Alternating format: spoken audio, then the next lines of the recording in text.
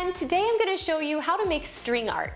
Now I love making string art and I've done several projects over the years that I've shared on my website, but recently someone asked me if I would be willing to share a video about the elephant string art that I made for my son Jonah's nursery.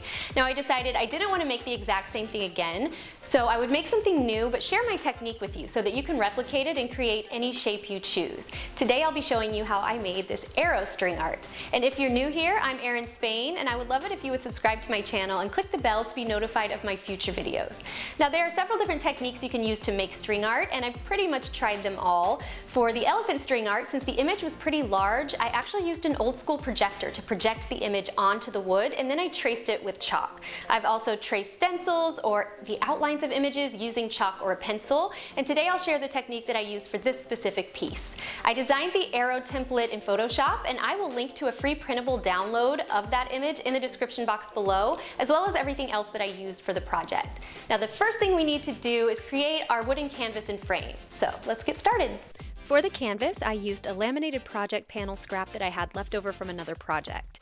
You could use plywood or laminate your own canvas using 1x lumber, or you could buy a pre-made wooden canvas at the craft store. Mine ended up being about 15.5 inches by 21 inches, and I just sort of eyeballed it until it was a size that looked okay to me. I cut my project panel with my handheld circular saw, and I always like to clamp a square down to use as a straight edge to ensure that I get a straight cut with my saw. I ended up trimming a little bit off the other end also because it wasn't perfectly square. Then I gave it a good sanding with my orbital sander. Next, I cut the pieces for the frame. I wanted mitered corners, which, by the way, I am not good at, so I used a 1x2 board and cut a 45-degree bevel at each end. I ended up cutting 2 pieces at 17 inches long at the longest points, and 2 pieces at 22.25 inches long at the longest points. I used wood filler to patch over nicks and cracks in the wood and allowed that to dry, and then I gave the frame a good sanding using my sanding sponge. I used some craft paper to protect my work surface, and then I did a dry fit of the frame to make sure everything would fit together properly.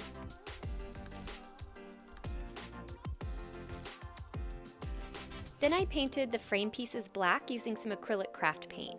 This particular paint has great coverage, so I only needed one coat. It is Folk Art acrylic craft paint in a satin finish.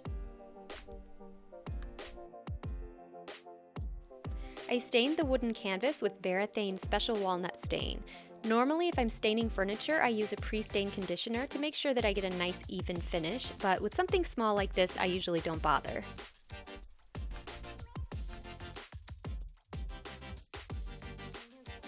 After everything dried, I attached the frame to the canvas using wood glue and my brad nailer.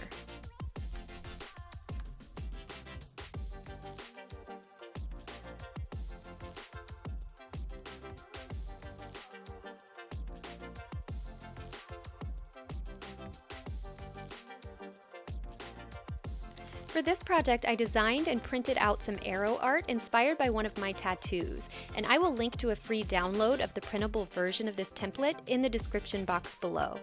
I centered it on my wooden canvas and taped it down, and then traced over the image with my pencil, pressing hard enough that it would make an indentation in the wood underneath my paper.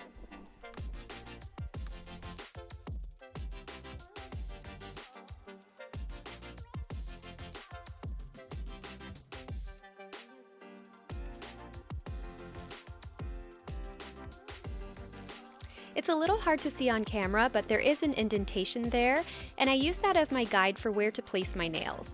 I used 3/4 inch brass pins and hammered them around the perimeter of my arrow design, spacing them about 1/4 inch to 1/2 inch apart. Intricate designs like this are a little more tricky than larger designs because you have to keep track of where the strings should cover and where you want to leave negative space. And when the nails are super close together like this, it's more of a challenge. I also had to go back in and straighten out some of the crooked nails.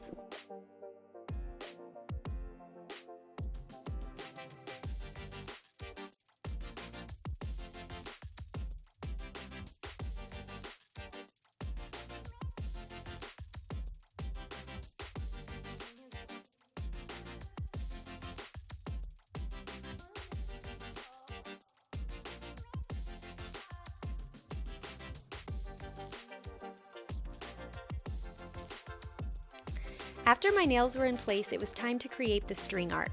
I used black embroidery floss for this, but yarn or any type of thick string will work. I tied it to one of the pins, it doesn't matter which one, and started randomly stringing it across back and forth, being careful not to string it across where negative space should be.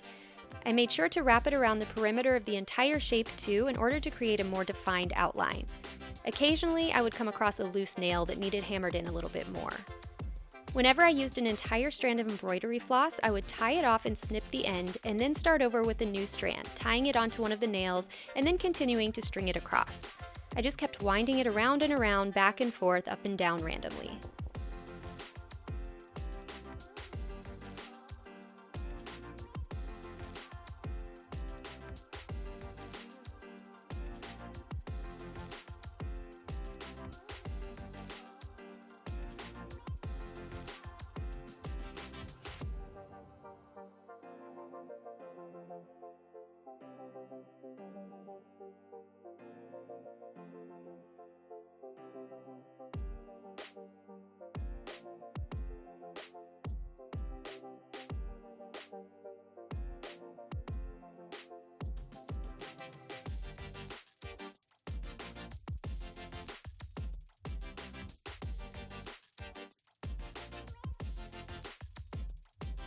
After the coverage was as dense as I wanted it, I once again tied the string to one of the nails and snipped the excess off.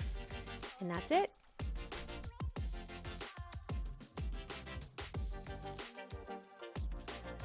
To hang this art, you can attach picture hanging hardware to the back or use Velcro picture hanging strips. And now for the outtakes. Are you going to cut your stapler off? Oh my gosh, I hope not!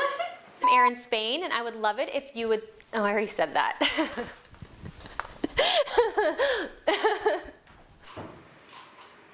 actually cut your finger.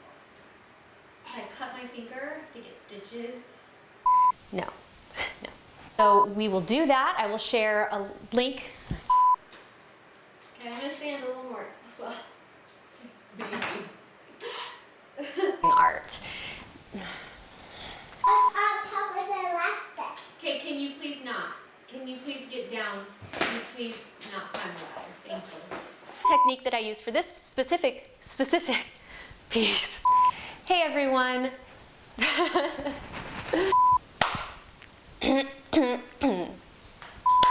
All right, it's been a long day. No, it hasn't. It's like noon. Okay, anyway.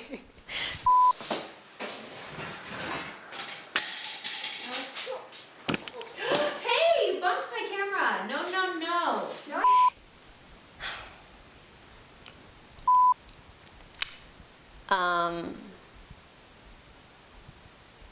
Okay, I don't remember what I was gonna say.